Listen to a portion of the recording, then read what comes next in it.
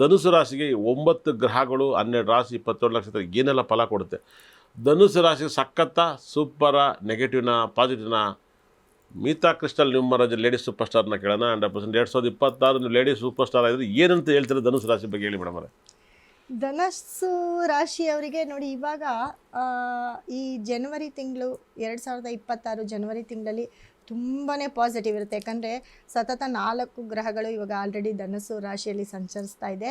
ಆದರೆ ಧನಸ್ಸು ರಾಶಿಯಲ್ಲಿ ಹೆಣ್ಣುಮಕ್ಳು ಯಾರಿರ್ತೀರ ಅವರೆಲ್ಲ ಸ್ವಲ್ಪ ಈ ಜನವರಿಯಲ್ಲಿ ಸ್ವಲ್ಪ ಕೇರ್ಫುಲ್ ಆಗಿರಬೇಕಾಗುತ್ತೆ. ಯಾಕಂದರೆ ಶುಕ್ರ, ಸೂರ್ಯ, ಕುಜ, ಬುಧ ಕೂಡ 4 ಗ್ರಹಗಳು ಇರೋದ್ರಿಂದ ಎಲ್ಲೋ ಒಂದು ಕಡೆ ಸ್ವಲ್ಪ ಟೈಮ್ನ ನೋಡಿಕೊಂಡು ಯೂಸ್ ಮಾಡ್ಕೊಳ್ಬೇಕಾಗತ್ತೆ.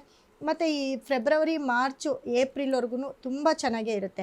ಮತ್ತು ಗುರು ಬದಲಾವಣೆ ಆದ ನಂತರ ಅಂದರೆ 6ನೇ ತಿಂಗಳು ಆದಮೇಲೆ, ಯಾಕಂದರೆ ಗುರು ಮತ್ತೆ ಅವ್ರಿಗೆ ಅಷ್ಟಮ ಸ್ಥಾನಕ್ಕೆ ಬರ್ತಾನೆ. ಅಷ್ಟಮ ಸ್ಥಾನಕ್ಕೆ 6ನೇ ತಿಂಗಳಲ್ಲಿ ಮತ್ತು ದಶಮ ಸ್ಥಾನಕ್ಕೆ ಅಂದರೆ ಸಿಂಹ ರಾಶಿಗೆ ಮತ್ತೆ 10ನೇ ತಿಂಗಳಲ್ಲಿ ಬದಲಾದಾಗ ಎಲ್ಲ ಒಂದು ಕಡೆ ಕೆಲಸ ಕಾರ್ಯವನ್ನು ಕೂಡ ಧನಸ್ಸು ರಾಶಿಯವರು ಕಳ್ಕೊಳ್ತಾ ಹೋಗ್ತಾರೆ.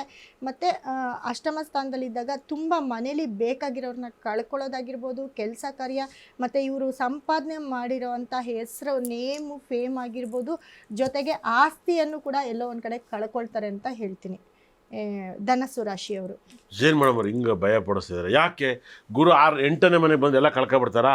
ಸುಖ ಸ್ಥಾನದಲ್ಲಿ ಶನಿ ಗ್ರಹ ಇದ್ದಾನೆ, ಏನು ಆಗ್ಬೋದು? ಹಿಂಗೆ ಆಗ್ಬಿಟ್ರೆ ಹೆಂಗೆ ಅವ್ರು ಧನುಸು ರಾಶಿ ಹೆಂಗೆ ಬದುಕೋದು 2026ರಲ್ಲಿ? 2026ರಲ್ಲಿ ಧನಸ್ಸು ರಾಶಿ ಯಾಕೆ ಎಲ್ಲರೂ ಕಳ್ಕೊಳ್ತಿರೋದು ಹಿಂಗೆ ಹೇಳ್ಬಿಟ್ರಲ್ಲ ನೀವು, ಒಂದೇ ಸರಿ ಕಲ್ಲೆತ್ತಾಕ್ಬಿಟ್ರಲ್ಲ, ಏನು ಕಾರಣ ಅದು?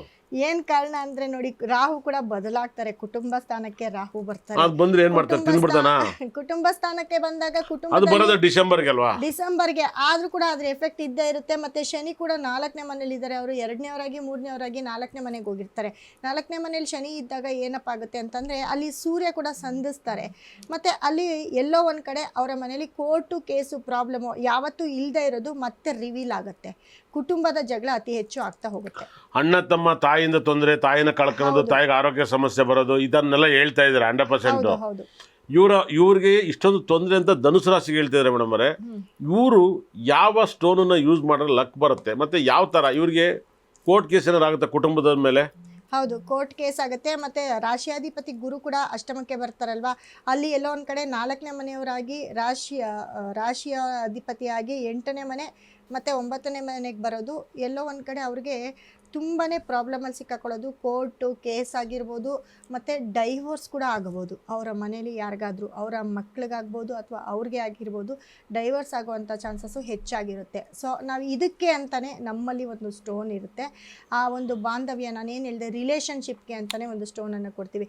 ಆ ಒಂದು ಸ್ಟೋನನ್ನು ನಿಮ್ಮ ಮನೇಲಿ ತೊಗೊಂಡೋದಾಗ ನಿಮ್ಮ ಕುಟುಂಬದ ಕಲಹ ಏನಿರುತ್ತೆ ಅದೆಲ್ಲೋ ಒಂದು ಕಡೆ ಬಾಂಡಿಂಗ್ ಆಗೋಕ್ಕೆ ಶುರು ಆಗ್ತಾ ಹೋಗುತ್ತೆ. ಹಂಗಾರೆ ಧನುಸು ರಾಶಿಯವರಿಗೆ ಯಾವ ಟೆಂಪಲ್ ಆರಾಧಿಸಬೇಕು?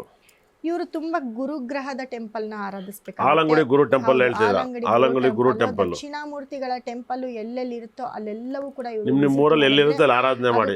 ಇಲ್ಲಾಂದ್ರೆ ನವಗ್ರಹ ಟೆಂಪಲ್ ಇರುತ್ತೆ ಅಲ್ಲಿ ಆರಾಧನೆ ಮಾಡಿ. ಗುರುವಾರ ಇವರು ಗುರು ಹೋರೆಯಲ್ಲಿ ಮನೆಯಲ್ಲೇ ಕುಳಿತು ಗುರುವಿನ ಒಂದು ಆರಾಧನೆಯನ್ನು ಮಾಡಿದ್ರೆ ತುಂಬಾ ಒಳ್ಳೇದಾಗುತ್ತೆ. ಅಂದ್ರೆ ಗುರುಗಳನ್ನ ಅವರ ಒಂದು ಸ್ತೋತ್ರವನ್ನಾಗಿರ್ಬೋದು, ಓದಕ್ಕೆ ಬರೆಯಕ್ಕೆ ಬರ್ದೇ ಇರೋರು ಜಸ್ಟ್ ಅದನ್ನ ಕೇಳಿದ್ರು ಕೂಡ ತುಂಬಾ ಒಳ್ಳೇದಾಗುತ್ತೆ.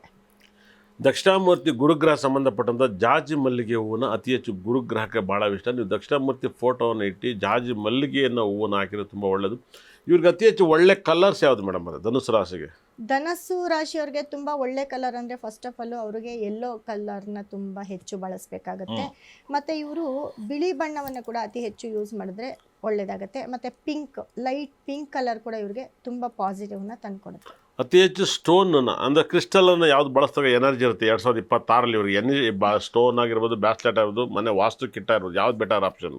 ಇವ್ರಿಗೆ ನೋಡಿ, ಈ ಶನಿಗೆ ಸಂಬಂಧಪಟ್ಟಂತಹ ಒಂದು ಸ್ಟೋನು ನಾವೇನು ಕೊಡ್ತೀವಿ ಅದನ್ನು ಇವರು ಯೂಸ್ ಮಾಡಿದ್ರೆ, ಮತ್ತು ಇವರು ಯಾವಾಗಲೂ ಸದಾ ಕೈಯಲ್ಲಿ ಧರಿಸ್ಕೊಂಡ್ರೆ ತುಂಬ ಪಾಸಿಟಿವ್, ತುಂಬ ಎನರ್ಜಿಯನ್ನು ಕೊಡ್ತಾ ಹೋಗುತ್ತೆ. ಅದನ್ನು ನಾವು ಪೆಂಡೆಂಟ್ ಮುಖಾಂತರ ಕೂಡ ಕೊಡ್ತಾ ಇರ್ತೀವಿ. ಮತ್ತು ಕೆಲವೊಂದು ಸತಿ ರಿಂಗ್ ಮೂಲಕ ಕೂಡ ನಾವು ಕೊಡ್ತಾ ಇರ್ತೀವಿ. ಅದನ್ನು ಡಾಲರ್ ಮುಖಾಂತರ ಅಥವಾ ರಿಂಗ್ ಮೂಲಕ. ಇವಾಗೆಲ್ಲ ನಾವು ಸರಗಳು, ಇವಾಗ ಹೆಣ್ಮಕ್ಳೆಲ್ಲ ಜಾಸ್ತಿ ಸರಗಳನ್ನ ಹಾಕ್ತಾರೆ ಕ್ರಿಸ್ಟಲಲ್ಲಿ, ಆ ಥರ ಸರಗಳ ಮೂಲಕ ಕೂಡ ಇವರು ಯೂಸ್ ಮಾಡಿದ್ರೆ ತುಂಬ ಪಾಸಿಟಿವ್ನ ಕೊಡ್ತಾ ಹೋಗ್ತಾನೆ. ಭಾಳ ಒಳ್ಳೆಯದು. ಹೌದು. ಇವ್ರಿಗೆ ಅತಿ ಹೆಚ್ಚು ಮದುವೆ ಆಗುತ್ತಾ, ಮಕ್ಕಳಾಗುತ್ತಾ? ಧನಸ್ಸು ರಾಶಿಯವ್ರಿಗೆ ಮದುವೆ ಆಗುತ್ತೆ. ಯಾಕಂದರೆ ಮದುವೆ ಅನ್ನೋದಕ್ಕಿಂತ ಸ್ವಲ್ಪ ಎಲ್ಲೋ ಒಂದು ಕಡೆ ಮದುವೆ ಲೇಟ್ ಮ್ಯಾರೇಜ್ ಆಗುತ್ತೆ. ಆರನೇ ತಿಂಗಳ ನಂತರ ಸ್ವಲ್ಪ ಕಷ್ಟ ಇರುತ್ತೆ ಮದುವೆ ಆಗೋದು. ಮತ್ತು 6ನೇ ತಿಂಗಳಾದಮೇಲೆ 10ನೇ ತಿಂಗಳಿಂದ ಆಚೆ ಚೆನ್ನಾಗಿರುತ್ತೆ. ಇವರಿಗೆ ಹೆಲ್ತ್ ಪ್ರಾಬ್ಲಮ್ ಏನೆಲ್ಲ ಬರ್ಬೋದು 2026ರಲ್ಲಿ? ಹೆಲ್ತ್ ಪ್ರಾಬ್ಲಮ್ ಅಂತಂದರೆ ಅತಿ ಹೆಚ್ಚು ಕಾಲು ನೋವು ಬರುತ್ತೆ. ಸ್ಟಾರ್ಟಿಂಗೇ ಕಾಲು ನೋವು ಬರುತ್ತೆ ಇವ್ರಿಗೆ. ನೀವು ಹೇಳ್ತಾರೆ ನನಗೂ ಕಾಲು ನೋವು ಬರ್ತೈತೆ. 2026ರಲ್ಲಿ ಕಾಲು ನೋವು ಜಾಸ್ತಿ ಆಗುತ್ತೆ. ಧನಸ್ಸು, ನಿಮ್ದೇನು ಧನಸ್ಸು ರಾಶಿ ಅಲ್ವಲ್ಲ? ಹೌದು. ಧನಸ್ಸು ರಾಶಿಯವರಿಗೆ ಮತ್ತು ಅವ್ರಿಗೆ ಸ್ವಲ್ಪ ಹಾರ್ಟ್ ಪ್ರಾಬ್ಲಮ್ಮು ಕೂಡ ಬರ್ಬೋದು. ಶುಗರು BP ಇಲ್ಲದೆ ಇರೋರಿಗೆ ಅದು ಸ್ಟಾರ್ಟ್ ಆಗ್ಬೋದು. ಇರೋರಿಗೆ ಅದು ಹೆಚ್ಚಾಗೋ ಸಾಧ್ಯತೆ ಇರುತ್ತೆ. ಅಂದರೆ ಮೆಡಿಸನ್ ತೊಗೊಳ್ಳೋದು ಅಥವಾ ಇನ್ಸುಲಿನ್ಗೆ ಹೋಗೋಂಥ ಚಾನ್ಸಸ್ ಹೆಚ್ಚಾಗಿರುತ್ತೆ. ಇವರಿಗೆ ವೆಜ್ ಊಟ ಬೆಸ್ಟಾ, ನಾನ್ ವೆಜ್ ಊಟ ಬೆಟ್ಟ, ಅದ್ರಲ್ಲಿ ಮಶ್ರೂಮ್ ಇನ್ನೂ ಬೆಟರಾ? ಇವ್ರಿಗೆ ವೆಜ್ ಬೆಟರ್ ಅಂತ ಅಂದ್ಕೊಳ್ತೀನಿ. ಯಾಕಂದರೆ ಇವರ ಅಧಿಪತಿ ಕೂಡ ಗುರುನೇ ಆಗಿರ್ತಾರೆ. ಇವರು ಸಾತ್ವಿಕ ಆಹಾರನ ಹೆಚ್ಚೆಚ್ಚು ಯೂಸ್ ಮಾಡಿದ್ರೆ ಎಲ್ಲೋ ಒಂದು ಕಡೆ, ಯಾಕಂದರೆ ಇವರ ದೇಹ ತೂಕ ಕೂಡ ಹೆಚ್ಚಾಗ್ಬೋದು 2026ಅಲ್ಲಿ. ಹಾಗಾಗಿ ಇವರು ತುಂಬ ಆರೋಗ್ಯಕರ ಫುಡ್ಡನ್ನು ತಗೊಳ್ಬೇಕಾಗತ್ತೆ. ಮತ್ತು ಊಟವನ್ನು ತುಂಬ